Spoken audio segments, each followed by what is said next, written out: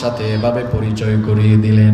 যারা পারেন আমার সাথে তিলাওয়াত করেন, শাহরু রমাদানাল্লাযী উনজিলা ফীহিল কুরআন হুদাল লিন-নাসি ওয়া বাইয়িনাতিন মিনাল হুদা ওয়াল ফুরকান।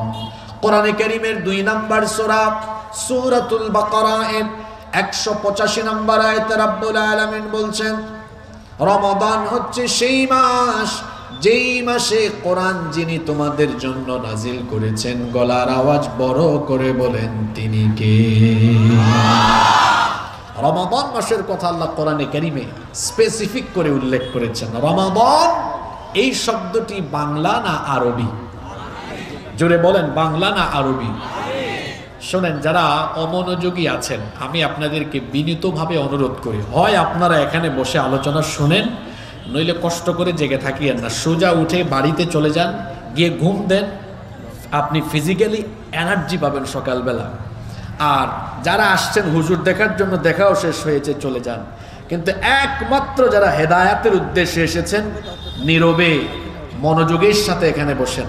আমার আলোচনায় কোনো ভূমিকা আমি কখনো দেই না, আলোচনা শুরু হয়ে গেছে, এজন্য সবাইকে মনোযোগী থাকতে হবে। আজকের এই আলোচনায় আমরা বেশ কিছু বার্তা দিয়ে যাব ইনশাআল্লাহ। রমাদান এই শব্দটি কি বাংলা না আরবি?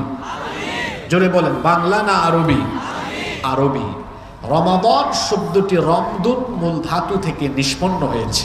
এর বাংলা অর্থ হলো জ্বালিয়ে দেওয়া, পুড়িয়ে দেওয়া, ছাই করে দেওয়া। রমাদান মাসে কি পৃথিবীর সব মুসলমানরা জ্বালাও পোড়াও এর কাজ করে নাকি? না। তাহলে রমাদান কি জ্বালাতে এসেছেন, কি পুরাতে এসেছেন? 11টি মাস গুনাহ করতে করতে আমরা গুনাহের সাগরে ডুবে গিয়েছি।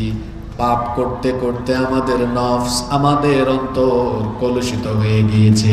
রব্বুল আলামিন এমন একটি মাস আমাদেরকে দিলেন, যেই মাসের নাম হলো রমাদান।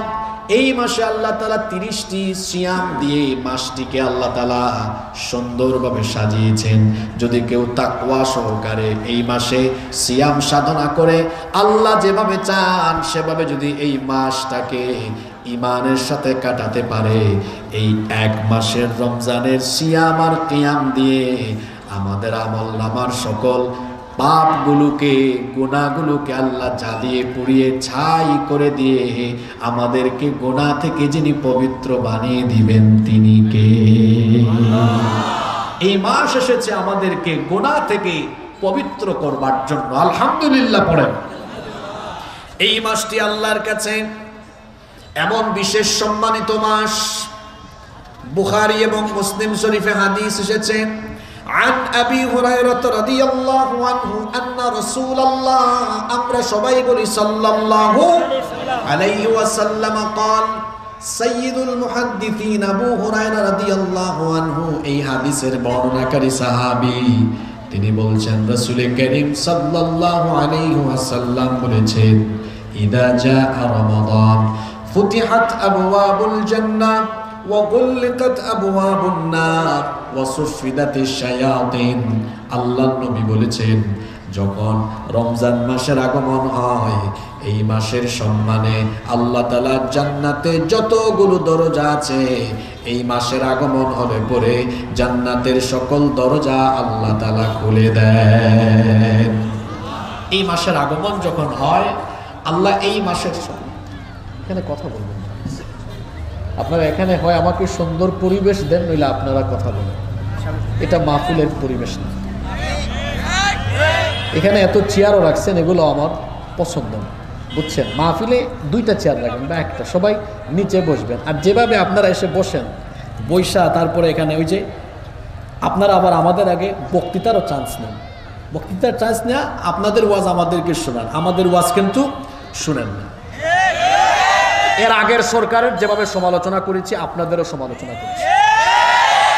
মাহফিলে আপনারা এসে আমাদেরকে বলবেন রাজনৈতিক বক্তব্য দিবেন না, আর আপনারা তো এর আগে রাজনৈতিক বক্তব্য দিয়া তারপরে আমাদেরকে শিখান। এই ধরনের বেয়াদবি করার অধিকার কে দিয়েছে আপনাদেরকে?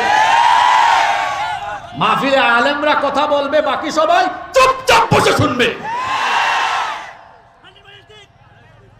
বসেন, কোনো কথা বলবেন না, বিরক্তি করে বলুন।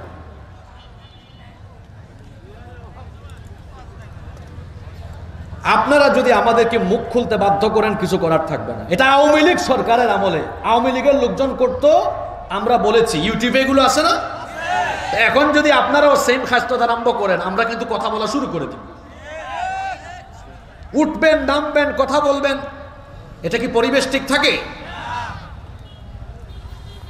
চান্স নেই আর কি। হুজুরের আগে এতগুলা মানুষ তো পায়ে ধরে ধরেও বাড়ি থেকে আনতে পারবে না, পারবে? এই মানুষগুলো এসেছে আপনাদের বক্তব্য শোনার জন্য নয়, এরা এসেছে শুধুমাত্র আল্লাহর কালাম শোনার জন্য। মানুষকে কোরআন শুনতে দেন।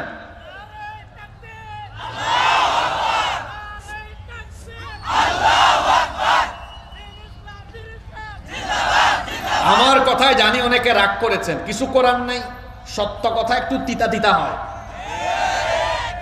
মাহফিলকে মাহফিলের মতো রাখেন, বিরক্ত লাগে, বিশ্বাস করেন, কসম আল্লাহ। বিভিন্ন জায়গায় মাহফিলে গিয়ে উঠতে উঠতে দেরি, আবার দেখে যায় শুরু করলে ডানে কথা বলে, বামে কথা বলে।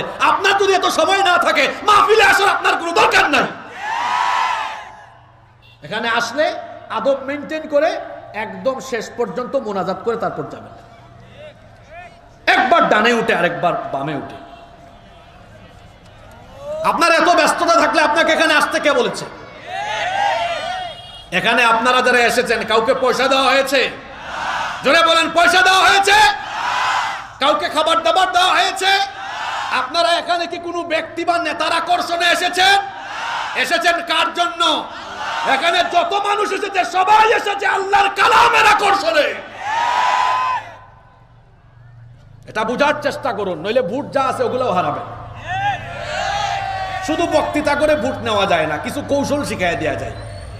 আপনি মাহফিলে এসে বসে থাকেন চুপচাপ, নিচে বসেন, জনগণই বলবে দেখছো আমাদের কি লিডার। আইসা বক্তৃতার চান্স নেয় নাই, সেও আমাদের মতো শুনতেছে, চাওয়া লাগবে না, মানুষ বাক্সর ভিতরে এমনি ভোট পড়ে। শুধু বক্তৃতা করে ভোট পাওয়া যায় না, নেতা হতে হলে কৌশলী হতে হয়, জনসম্পৃক্ত হতে হয়, জনগণের কাছে যেতে হয়।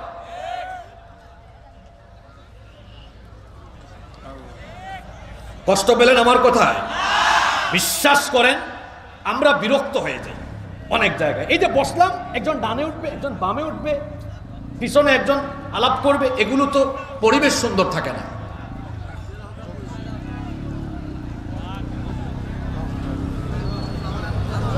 সম্মানিত উপস্থিতি, আপনারা যারা আছেন কেউ উঠা বসা করবেন না, চুপচাপ সবাই বসেন। আল্লাহ আমাদেরকে মনোযোগী হয়ে শোনার তৌফিক দান করেন। আল্লাহ আমাদের সবাইকে দিলের কান দিয়ে কথাগুলো হেদায়েতের নিয়তে শুনবার তৌফিক দেন, আমরা বলি আমিন। রমাদান মাসের কথা বলছিলাম। এই মাসটি মহান আল্লাহর কাছে বিশেষ সম্মানিত, বিশেষ মর্যাদা সম্পন্ন মাস। এজন্য এই মাসের যখন আগমন হয়, আল্লাহ তাআলা এই মাসটির ইজ্জতে, এই মাসটির সম্মানে এমন করেন, আল্লাহর নবী বলেছেন, ইদা জা রমাদান ফুতিহাত আবওয়াবুল জান্নাহ ওয়া গুল্লিকাত আবওয়াবুন নার ওয়া সুফিদাতিশ শায়াতিন। আল্লাহর নবী বলেছেন, যখন রমাদানের মাস আগমন করে, এই মাসের সম্মানে আল্লাহ তাআলা জান্নাতে যতগুলো দুয়ার আছে, জান্নাতের সব দরজা আল্লাহ খুলে দেন, আর জাহান্নামের যত দরজা আছে সকল দরজা আল্লাহ তাআলা বন্ধ করে দেন।